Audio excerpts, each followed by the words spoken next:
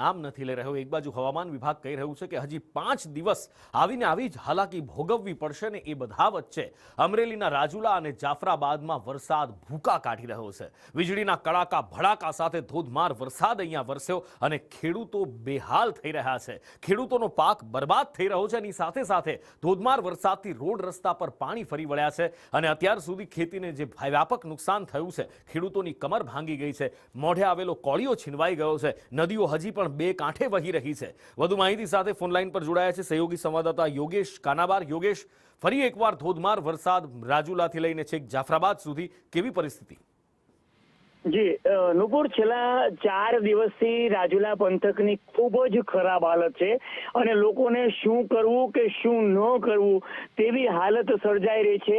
નદી નાળા તો ઉભરાઈ ગયા છે, પરંતુ શહેરની પરિસ્થિતિ પણ એટલી ખરાબ છે કે ઘરની બહાર નીકળવું હોય લોકોને તો હોડી મંગાવવી પડે તેવી સ્થિતિઓનું અત્યારે નિર્માણ થયું છે।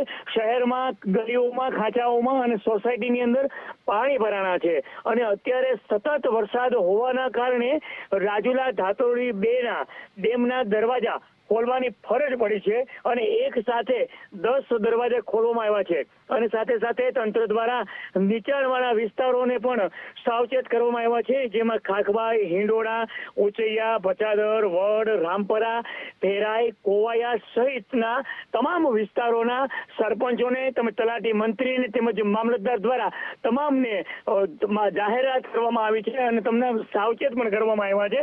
નદી કાંઠાના ગ્રામ્ય વિસ્તારોની ખૂબ જ મુશ્કેલી વધી છે નિપુર, અને હાલની પરિસ્થિતિ એક તરફ ખેડૂતો ખૂબ જ પાયમાલ પરિસ્થિતિમાં છે અને સાથે સાથે સતત 5 દિવસથી વરસાદ વરસી રહ્યો છે, ત્યારે હવે ખેડૂતોની અને પ્રજાની પણ મુશ્કેલીઓ વધી છે।